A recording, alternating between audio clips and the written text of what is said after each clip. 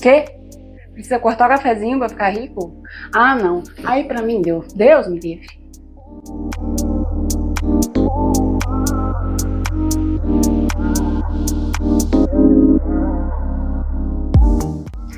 Olá, olá, seja bem-vindo de volta. Eu sou a Babi, sou planejadora financeira e aqui nesse canal a gente fala sobre finanças atreladas a comportamento. E o tema de hoje é: não corte seu cafezinho, amigo. O que eu quero dizer com isso? A gente tem mania na hora que a gente pensa, putz, preciso cortar gastos. Tô gastando demais, tô extrapolando, de repente tô até me endividando. E aí a primeira coisa que a gente olha são aqueles pequenos gastos. Geralmente a gente vai lá para o que a gente chama de despesas variáveis, né? E aí eu olho, vou cortar o cafezinho, vou cortar essa assinaturazinha aqui que eu assisto um streaming, vou tirar, vou cortar uma blusinha que eu comprei ali. E não é que esse tipo de coisa ou de atitude não possa nos ajudar. É claro que eu sempre defendo que você tenha um controle dos seus gastos e avalie se pequenas coisinhas não estão virando ali uma grande bola de neve. Isso é importante. Porém, a gente precisa ter em mente que os grandes vilões muitas vezes são os nossos gastos fixos. Ou seja, aquelas coisas que a gente não tem como dar uma cortadinha um mês ou no outro, sabe? Por exemplo, o que costumam ser nossos gastos fixos? O nosso aluguel, para quem paga aluguel, ou uma parcela de financiamento, para quem paga financiamento, pode ser de um apartamento ou de um carro, entra ali em gastos fixos. Uma taxa de condomínio, um gasto com internet, com telefone. Isso tudo são gastos fixos. E às vezes, na hora que a gente vai dar uma olhadinha ali no nosso orçamento, na nossa fotografia do mês, né, como eu expliquei em outros vídeos, a gente percebe que esses gastos fixos estão tomando conta de uma grande parte do nosso orçamento. E aí acaba que você cortar um cafezinho aqui, outro cafezinho ali, não vai resolver sua vida financeira. A gente tem que ser, às vezes, um pouquinho mais radical e perceber quais são as nossas prioridades. Vou dar aqui um exemplo do aluguel versus cafezinho. Vamos supor que uma pessoa tenha uma renda de R$ 10.000 aproximadamente por mês. E vamos supor que essa pessoa gaste com o aluguel e condomínio algo entre 4 e 5 mil. Percebe que é muito, vai sobrar muito pouco. A gente tende a dizer que no máximo 30% da sua renda seja dedicada à moradia. É claro que isso vai variar um pouco de onde você vive, né? No interior a gente consegue às vezes pagar mais barato, em cidades grandes isso fica mais complicado, né? Mas se a gente começa a passar muito disso, acaba que a gente não tem margem de manobra ali no resto do nosso orçamento, né? Se eu gasto 40%, 50% do que eu ganho com a minha moradia, isso vai enforcar as minhas finanças. Eu não vou conseguir, às vezes, nem me capacitar para melhorar de vida, por exemplo, né?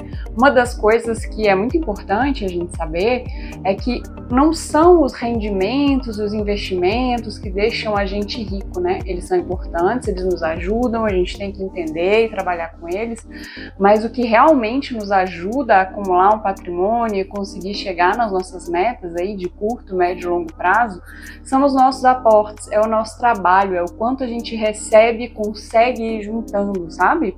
Então, o que a gente chama de taxa de poupança é muito relevante na construção da nossa riqueza, na construção do nosso patrimônio, no alcance dos nossos objetivos. E para que eu tenha uma taxa de poupança considerável que me ajude a chegar lá, eu não posso ter gastos fixos muito altos. Então, num exemplo, né, que a pessoa receba R$ 10.000, gaste aí 4, 5 mil com moradia, ela pode olhar sim para um cafezinho aqui, outro ali, mas imagina, deixar de tomar aquele cafezinho gostoso ou deixar de fazer um passeio que às vezes nem sai tão caro assim, vai significar tanto na sua qualidade de vida, né? A gente vai sentir às vezes que está vivendo só para trabalhar, por exemplo, que é muito ruim, sendo que na verdade se você conseguisse mudar esse gasto fixo, o efeito seria muito maior, né? Será que não é possível mudar de bairro ou ir para um apartamento um pouco menor? né? Sem querer diminuir o significado disso, né? A gente sabe que a moradia também é muito relevante para a qualidade de vida e é importante sempre lembrar que estamos num país muito desigual e nem todas as pessoas têm as mesmas condições de escolherem isso, né? Porém, às vezes tem sim. E aí, para esse grupo que tem essa opção e acaba optando por uma coisa mais cara, é que a gente quer conversar. Será que precisa mesmo? Será que eu preciso estar gastando uma fortuna num apartamento que às vezes, sabe, tem uma cobertura com piscina e, enfim, uma vista maravilhosa? Se no fim das contas eu estou ficando ali no 0 a 0 e não estou conseguindo investir nada? Quais são as minhas prioridades, né? Eu quero mesmo, o mais importante para mim é só esse apartamento e eu não estou ligando tanto para os meus investimentos? Ou será que de repente eu é que não refleti ainda que esses investimentos vão garantir a minha aposentadoria, por exemplo, né? Será que eu estou trocando anos a menos de trabalho ali no futuro por ter uma piscina numa cobertura que eu vou usar uma vez na semana, talvez no máximo, né? Esse é um exemplo mais extremo, mas a gente pode reduzir mais um pouquinho também, né? Se eu tô morando ali, às vezes num apartamento de 2 quartos e eu tô solteiro, sozinho, e isso é o que está fazendo não sobrar dinheiro, será que não dá para temporariamente, provisoriamente eu morar num apartamento de 1 quarto para eu conseguir me organizar e aí no futuro eu melhorar? O que a gente tem que ver, no fim das contas, é se nós não estamos antecipando o usufruto de coisas que viriam pra gente naturalmente com o tempo, né? O mais normal na vida da maioria das pessoas é que a vida vá melhorando com o tempo, né? Dado que a gente esteja sempre se empenhando, trabalhando, focando, investindo, a ideia é que a nossa vida vá melhorando. Só que se eu pego coisas que eu conseguiria ali com esforço, com investimento, daqui 5 anos, 10 anos, e eu trago para o agora, eu acabo minando esse futuro. De repente eu acabo quebrando esse ciclo de melhora, né? Então, a gente nunca pode aumentar o nosso estilo de vida na mesma medida que a gente aumenta os rendimentos.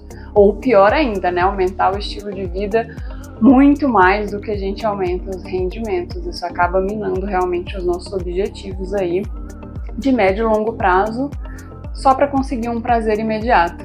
Então, no fim das contas, não olha só para o cafezinho, não corta aquela coisinha pequena que às vezes vai te dar uma alegria tão grande, né? Vamos olhar tudo. Vamos voltar para o começo, vamos voltar lá para aquela fotografia do mês, lembra? E vamos olhar como estão as nossas despesas fixas.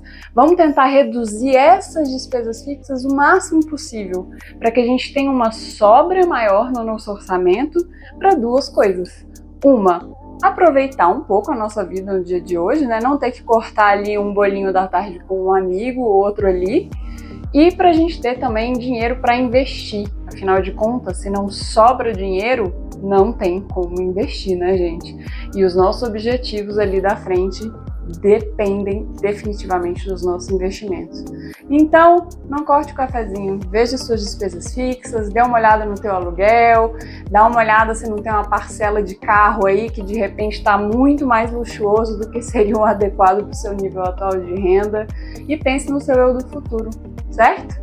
E, claro, se você precisar de ajuda para isso, estamos à disposição. É só me chamar no WhatsApp que eu faço planejamento financeiro individualizado e personalizado cara a cara com você. Até a próxima. Tchau, tchau.